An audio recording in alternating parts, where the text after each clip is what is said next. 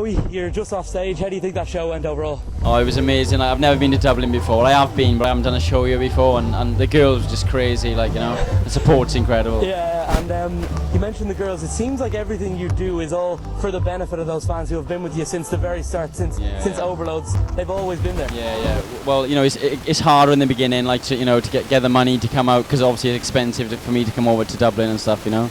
And I finally been able to do it, so these girls have, been patient and stuff. I haven't been able to meet them or anything, so it's crazy how they still supporting me. It's mad. And since you left Overload, it's all started happening for you. You're opening for Little Mix, and you've got this tour, and you've also got your single and the Fix My Heart tour. There's so much you have to push here. I know. But the thing is, it's all part of it, and it's nice, obviously, going around the country and doing what you love to with all these people. So it's amazing, really. I'm given the opportunity. So. And Little Mix tour, an arena.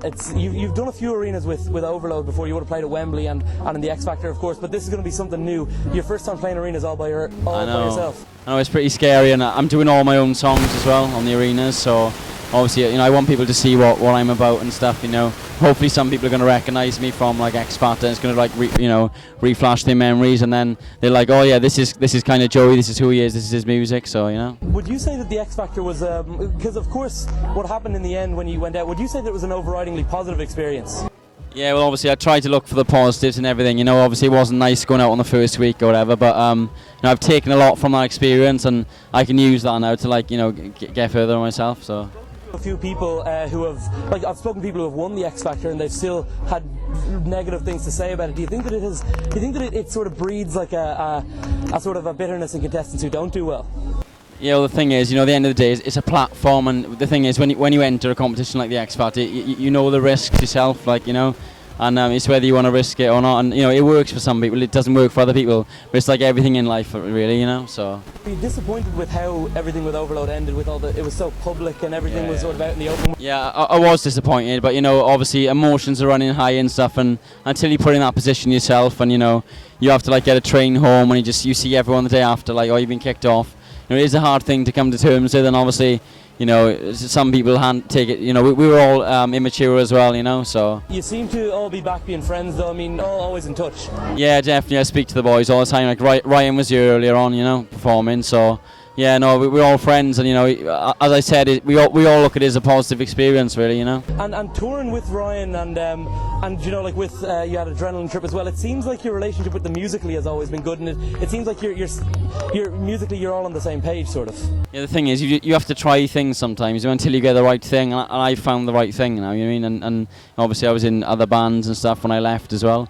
But obviously, it's such a small world as well in this the music world, and you get to know everyone. And we're right down the road from the Academy where you're playing your next solo gig here in May, and you're also not too far away from the Three Arena. Have you had a chance to look at any of the arenas you're going to be playing in with Little Mix? Yeah, I've actually looked at a few pictures, and I was sitting there, I was like, whoa, is this actually happening? It's like, it's going to be a surreal experience, Single out, Fix My Heart, which is available on iTunes, and it seems like, is there an album on the way? Yeah, obviously I'm working on an album as well, but I'm releasing another track as well. I'm working on another track to release as well, so that's coming soon as well. So I want to just give back to people, because obviously there's been so long where obviously nothing's come out or whatever. Now, because I've got the power of myself, I can do what I want. If I want to bring a song out every week, I can bring one out every week, So. And these girls that were out supporting you today and that have been out supporting you, I mean, I put up a tweet saying, does anyone want to ask any questions of Joey Devries? I had just made my Twitter page. I had 2 followers. Woke up the next morning, 50 followers, 50 tweets, everything. They seem like the most amazing fans, and you seem to have a great relationship with them. Yeah, they are. Well, I try and spend as much time with them. Obviously after this interview, I'm meeting all of them, and I ring them all, FaceTime them. You've got to have that personal connection with your fans. Obviously, it takes time. But at the end of the day, it's my job at the end of the day, and I look at it as my job. So. Would you say that these girls they kept you going, because it's a very tough time after the X Factor, after Overload ended? Do you think that the support of your fans was what kept you going and kept you in music? Yeah, definitely. To have the tweets coming off people, I had to launch my own Twitter account and stuff, and out of all the boys in the band, my Twitter went up the most followers, and it's just because they've stuck by me, it's just unbelievable. I'm just overwhelmed. And live on your own, like in comparison to being with a boy band and having the other four lads taking a bit of the flack as well? Yeah, it is different because obviously you rely on people. If anything goes wrong on stage, it's just like, oh, you're just there yourself, and it's good fun because I think you know, I've got control myself. I'm going to ask like 4 other people if we want to do this, want to do that. I can just go and do it, and it's just like I just feel like free now. Do you know what I mean? So. I mentioned the Twitter thing. I asked the fans if they had any questions for you, and I've picked out the best few that were asked to me. So Megan at CuteAskJ tweeted me and said, "Who or what inspired you to write Fix My Heart?" Actually, there's a story. I didn't actually write Fix My Heart. Basically, I went in and wrote Never Ever, obviously, with you know, my first single, Never Ever, yeah? I went in and wrote that, and obviously the producer I wrote it with, he had a song there called Fix My Heart. And I just found it like really relatable and stuff, you know. So that's the only song I didn't write myself. But obviously, you know, I think you'll agree the song is, you know, is quite a powerful song. And yeah, I chose that song, so I didn't write that. So I can't take the credit on that one. So. And then Sarah, who I believe is at this gig tonight, at _Joey's Jawline, she asked, "Who inspired you to become a singer?" And basically, well, music's always been in my family, and it was always finding what to do. Like I played a bit of piano when I was younger and stuff. And I never really had the confidence, but obviously, you know, on the internet, I started uploading videos, and that's kind of where it took off. Really, that's where I got my confidence, you know. And considering where you were this time last year and where you are now, at Kazia343 _Sarah, what a name.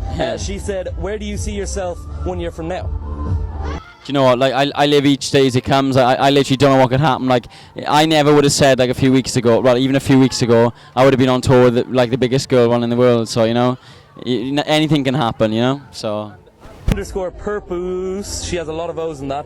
She says, what goes through your mind? What are your feelings when you see your fans? It's just crazy to think that obviously, you know, they've been with me on the whole journey. It's like they've watched it. It's kind of like watching a TV program, because as you said, everything was sort of like public. You know, obviously they watched the X Factor, but you know, on social media and stuff, it's like they're like a part of your life.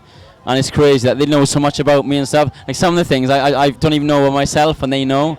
It's crazy, like, you know, and it's just nice to have them come through from the beginning, you know, as well. Your family is quite musical. Your brother is doing really well, or he has been doing consistently well since he went on Britain's Got Talent.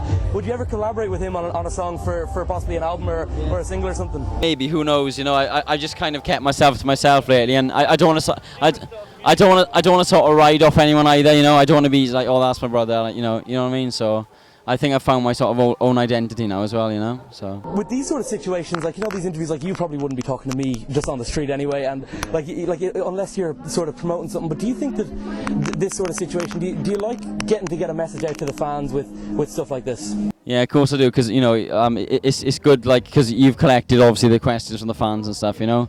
And it's good to have someone else obviously involved or whatever, because they might be too shy to ask me directly, you know. So and we do have to say a word for Lorraine. She's been absolutely brilliant. Yeah. Like, because we arranged this like about a month ago, and she was getting times right. She was getting everything sorted. And the way she was acting with the fans today, she seems like the best person to have along. Do you know what? It's so laid back as well. Like we literally we've tried, you know, to put it all in routine and regimen. It just doesn't work. Like, you know, what we do, we just wing it, and it works for us, you know. So, and all the girls love it as well. You know, they have a good laugh and they have a good time. So. By the way, for anyone who's watching this, Lorraine is Joey's PA, and she has been excellent throughout this whole process. What is the future for Joey Devries now after Little Mix, after the single, after the tour? What's next? Well, hopefully now, like, loads of people are going to get to know me from the tour and stuff, and I'm going to do the Fix My Heart tour obviously then in May, as you mentioned earlier.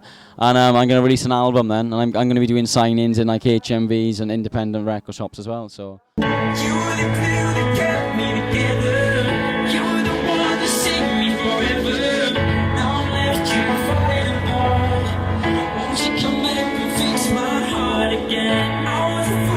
I just want to thank everyone, because I know there's fans even like in America, Australia and stuff, and I just want to be able to meet you all one day, and thank you for sticking by me and stuff, and I'm sure I'll meet you soon anyway.